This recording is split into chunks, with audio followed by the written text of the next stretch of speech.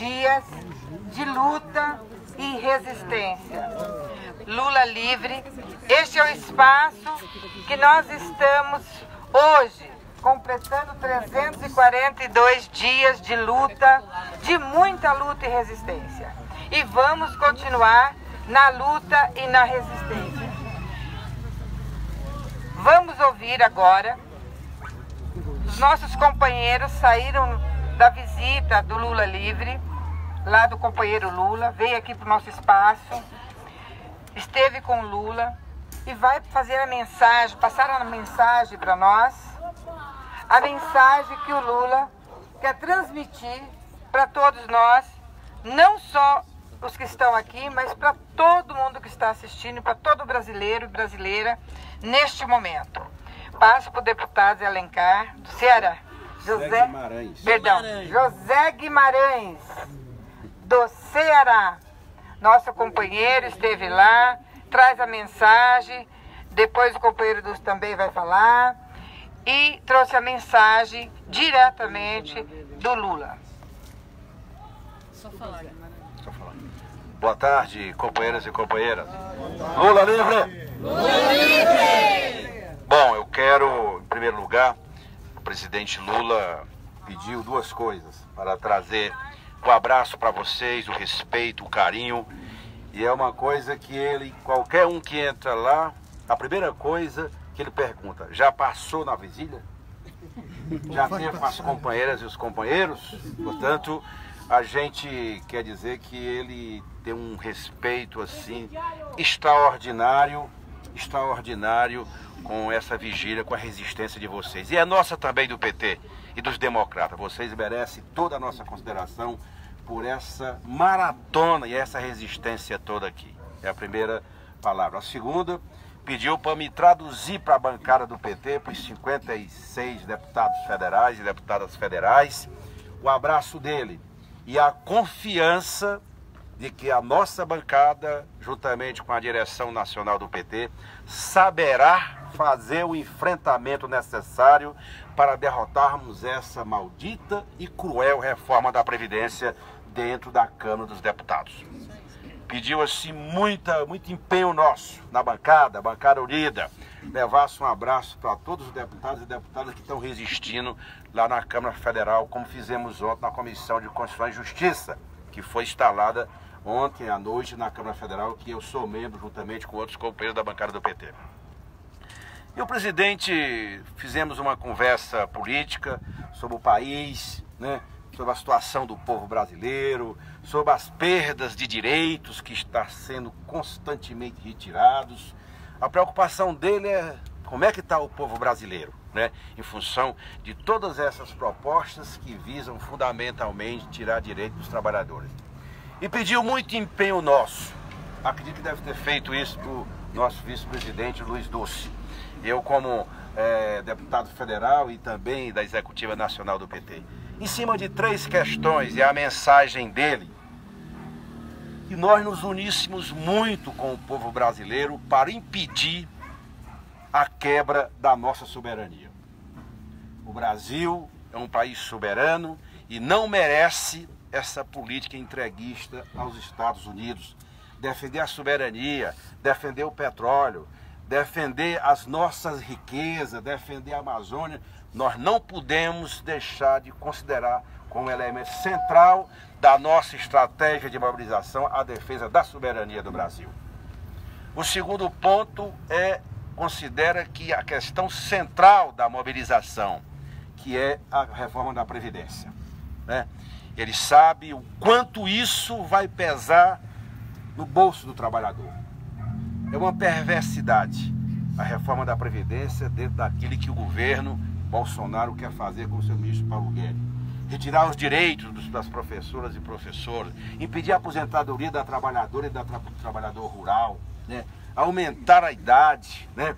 A obrigar a pessoa, todos esses, a contribuir 20 anos para poder ter o direito de se aposentar.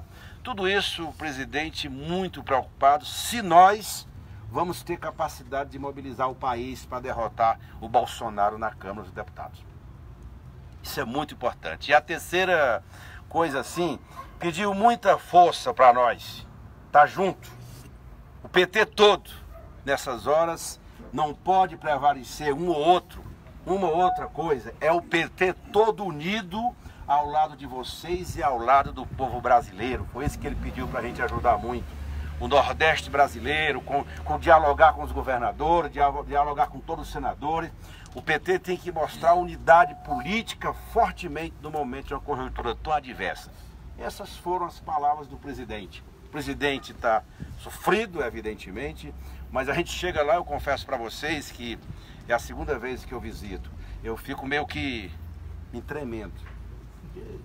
A gente tem uma relação de quase 40 anos, né, Dulce? E vocês sabem o quanto isso pesa para nós. Estar junto, sentar com ele, passar a mão, o carinho que ele faz a gente. É uma coisa que a gente até entra assim meio tremendo, como se diz no Ceará. Mas eu confesso, com todo o sofrimento que esse homem está passando, eu saio de lá, digo para vocês, mais fortalecido e mais disposto a ir para as ruas com o povo brasileiro para desmontar essa ação deletéria do governo Bolsonaro, que quer quebrar o Estado social que foi produzido pela Constituinte de 88. Portanto, como deputado cearense, quero me dirigir ao Brasil, mas especialmente ao Nordeste, levar a mensagem a milhares e milhares de pessoas que mandaram a mensagem para mim, para o Dulce agora, que estão nos acompanhando, e dizer para vocês, ó, nós estamos juntos. Vamos até o fim, até o dia que o Lula for libertado, porque esse é o terreno da luta, e o Lula livre jamais pode deixar de lado. Nós estamos firmes, decididos a lutar contra a PEC da Previdência e garantir o Lula livre. É uma luta longa, mas só a resistência vai nos garantir a vitória. Eu saio daqui animado, a gente chora, a gente se revolta, a gente fica indignado, né, Dulce? Mas acima de tudo, a gente renova a esperança. Eu nunca vi como um homem desse. A gente chega lá triste e a gente sai alegre. Não alegre por ele estar aí, mas alegre para lutar mais, para resistir mais, para jamais abandonar o povo e caminhar sempre ao lado do povo. E Lula livre! Lula muito livre. Obrigado, companheiros e companheiras. Vamos lá.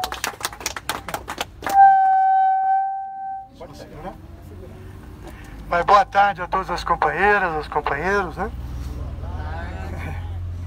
Não, eu vou só completar porque, naturalmente, tudo que o nosso companheiro Guimarães falou traduz muito bem não só as palavras do Lula, mas o espírito dele.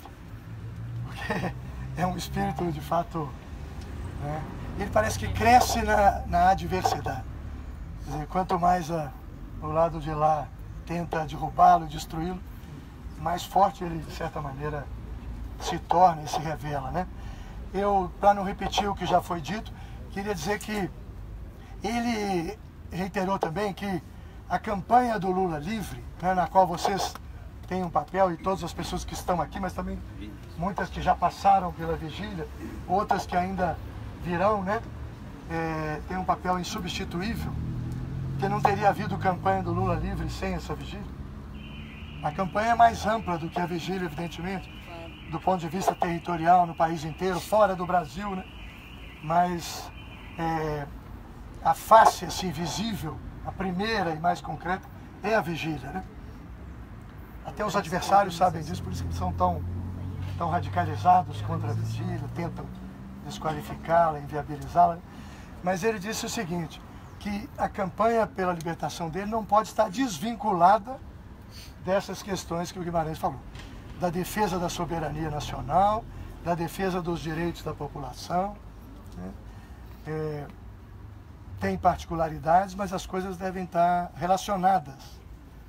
E nós pensamos assim também, que a luta pela libertação do Lula não é só pela pessoa dele, por mais importante que ela seja, é para resgatar a democracia no país. Sem a libertação do Lula não dá para dizer que o Brasil será um país democrático. Enquanto ele não for libertado, o Brasil não terá democracia. É disso que se trata, nós estamos falando do sistema democrático e não de um caso isolado, né?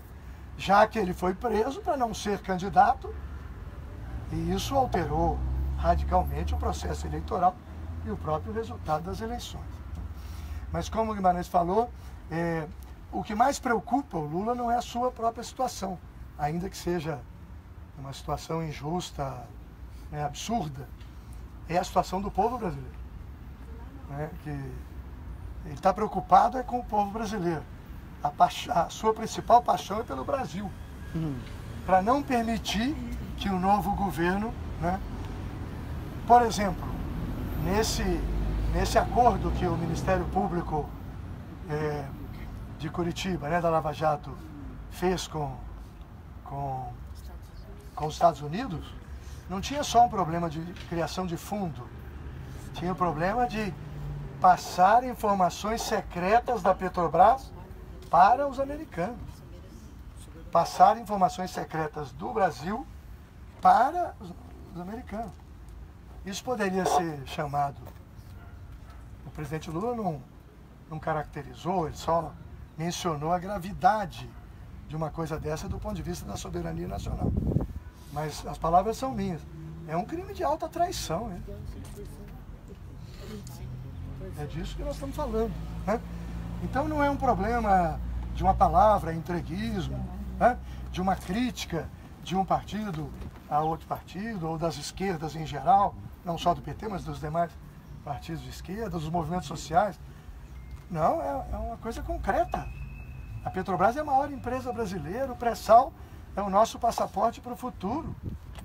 E o acordo previa prestar secretamente aos Estados Unidos informações estratégicas do nosso país. Então, quando se fala de defesa da soberania, é também disso que nós estamos falando, né? É também a ideia de instalar bases militares estrangeiras na Amazônia. São coisas que nem os governos de centro-direita, de direita, os governos tucanos, tiveram coragem de defender, porque sabiam que isso é... Né? Então, mas eu queria frisar isso. Ele naturalmente está muito triste, agora, recentemente, com essa questão do neto, não poderia ser diferente, né? Mas continua com um pique enorme, uma disposição enorme, né? Em função do povo brasileiro. A preocupação maior dele é com o povo brasileiro. Seja na reforma da Previdência, seja na questão das privatizações, o risco de destruição do patrimônio público, né? Seja preocupado com as populações indígenas da Amazônia, preocupados com essas autorizações em reservas indígenas, de exploração mineral, preocupados com os direitos dos trabalhadores rurais, preocupados com os atingidos por barragens, né? Preocupados com as causas gerais, mas também com os movimentos setoriais do Brasil, com as condições de vida da população. Dulce, a Lava Jato sempre se justificou com o discurso de que estaria recuperando para o Brasil o dinheiro da corrupção na Petrobras. Com esse fundo, né, que tem também uma característica privada, fundo da Lava Jato, não fica mais escancarada a prisão do presidente na medida em que esse valor, que em tese foi recuperado para o Brasil, mas é colocado num fundo de caráter particular? Essas coisas não ficam mais gritantes? Como o presidente está vendo isso? Bem, naturalmente que nós não fizemos uma entrevista com ele sobre todas as questões da conjuntura, né? Mas mesmo a sua avaliação também. E não tinha muito tempo também para aprofundar todos os temas. Mas primeiro precisaria considerar, ele não teve tempo de entrar nisso, que os prejuízos econômicos causados ao país certamente são muito maiores, né? Causados pela imagem da Petrobras e outras, muito maiores do que o dinheiro dito recuperado, né? Mas, por outro lado, qualquer coisa que for dinheiro público recuperado é patrimônio público, evidentemente. Não pode ser, né, não pode ser privatizado por ninguém, né? Muito menos por um setor do Estado, né? Coisa que, aliás, até a Procuradoria-Geral, A Procuradora BGE já tomou. a Procuradora-Geral da União reconheceu, né? Mas eu queria encerrar aqui dizendo para vocês que ele estava, pelo que eu percebi, a outra vez que eu vi foi no segundo turno da campanha eleitoral, né? Eu queria encerrar dizendo que ele está percebendo com muito vigor que determinadas condutas ilegais, arbitrárias, abusivas da Operação Lava Jato, que foram blindadas no período anterior, agora o caráter abusivo, ilegal, começa a aparecer. começa a aparecer de maneira mais visível, inclusive para a população menos informada, que só tem acesso às coisas através dos grandes meios de comunicação, que não tratavam desse tema, né? Então esses episódios recentes mostram isso. E que isso é muito importante na luta pela libertação dele e pelo resgate da democracia no Brasil. Que a população, inclusive setores que às vezes mal informados, desorientados, né, nas próprias eleições, acabaram tendo opções eleitorais mais conservadoras, mas é gente que, tendo informação, pode rever sua posição, pode, né, o que é muito importante no processo da vida brasileira. Então ele estava muito animado com isso. A verdade, o pessoal pode esconder, pode blindar, pode não dar notícia, pode censurar nos grandes meios, nas redes de TV, nos jornais, mas a verdade aparece, demora, mas ela vai aparecendo, né? E no caso não é só uma verdade de intenção, foi um acordo firmado, né? As coisas já estavam sendo feitas, as coisas já estavam acontecendo, com resultados práticos terrivelmente danosos para o nosso país, para o nosso povo, né? E agora apareceu. Foi o jornalista Luiz Nassif no primeiro momento, né? Os outros órgãos de comunicação não podem fingir que não existe uma denúncia dessa gravidade. Então o que a gente poderia resumir é que ele está, obviamente, tristíssimo com o neto, né, querido, que a gente trabalhava com ele no Instituto Lula e o neto ia muito lá com a Marlene, com o filho. Mas Lula é de fato um sujeito excepcional também nesse sentido. Ele cresce na disputa quando se trata de defender os direitos da população e o país, né? Então eu queria encerrar sem deixar também de reiterar a importância do trabalho que vocês estão fazendo aqui. Continuem, porque é uma referência a vigília para o país inteiro. Tá? Ô, doutor, aquele negócio do pedalinho da Dilma foi esse dia recentemente.